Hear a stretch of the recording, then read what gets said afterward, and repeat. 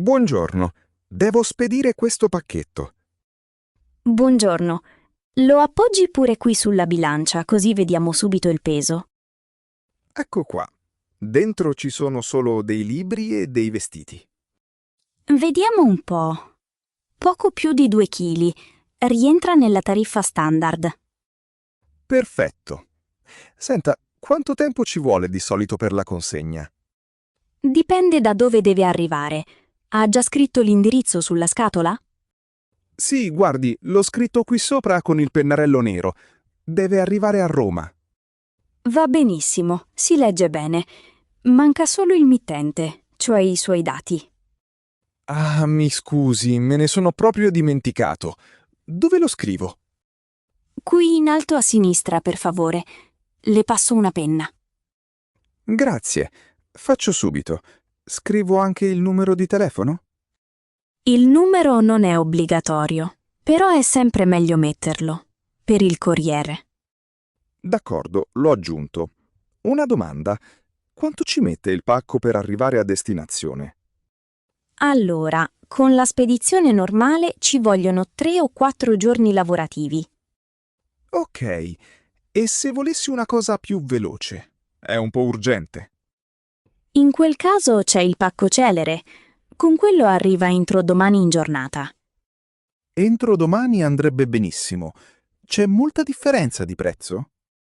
La normale le viene 9 euro, quella veloce invece 15,90. 15,90, va bene. Facciamo quella veloce, preferisco stare tranquillo. Bene, per la veloce però mi serve anche un suo documento. Ah, non lo sapevo. Va bene la patente o ci vuole la carta d'identità? La patente va benissimo. La prendo subito. Un attimo.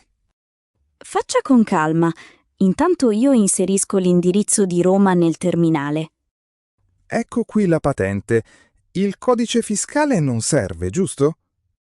No, per questo tipo di spedizione non serve, grazie. Senta una cosa. Il corriere consegna anche di pomeriggio? Il destinatario lavora la mattina. Di solito girano tutto il giorno, dalle 9 alle 18. E se non trovano nessuno in casa? Il pacco torna indietro. No, tranquillo. Lasciano un avviso nella cassetta e riprovano il giorno dopo. Ok, bene. Poi le do una ricevuta con un codice per tracciare il pacco online. Ah, bene. Quindi posso controllare su internet dov'è la scatola. Esatto. Basta inserire il codice sul nostro sito. È molto semplice. Devo attaccare qualche etichetta particolare sul pacco. No, faccio tutto io. Stampo l'etichetta col codice a barre e la attacco sulla scatola. Va benissimo, grazie. C'è altro da compilare o abbiamo finito? Mi firma qui questo modulo per la presa in carico. Le metto una crocetta. Firmo subito.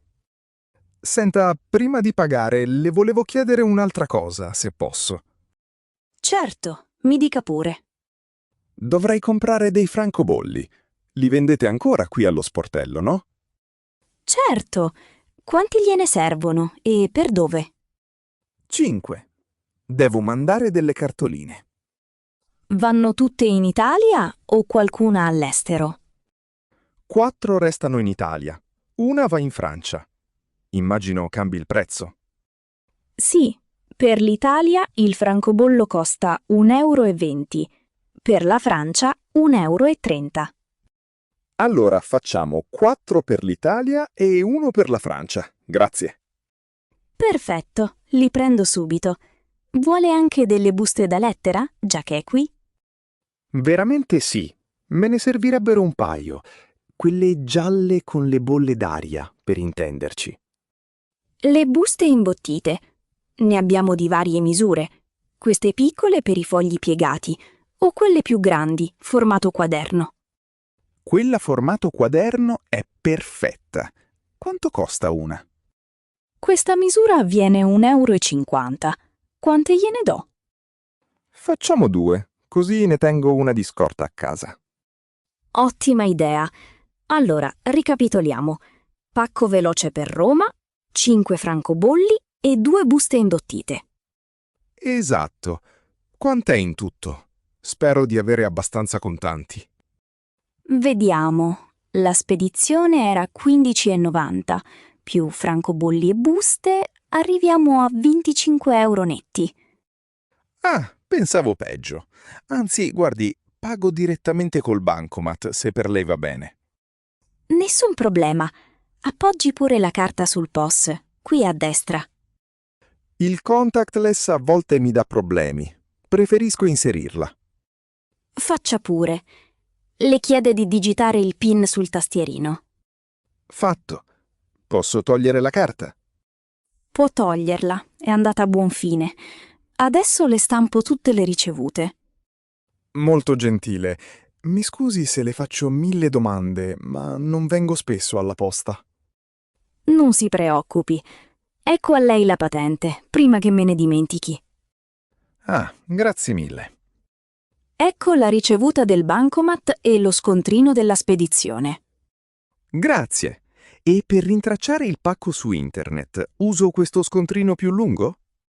Esatto. Vede quel codice in fondo? Sotto c'è una serie di numeri e lettere. Quello che inizia per ZT, giusto? Esattamente. Quello è il codice di tracciamento.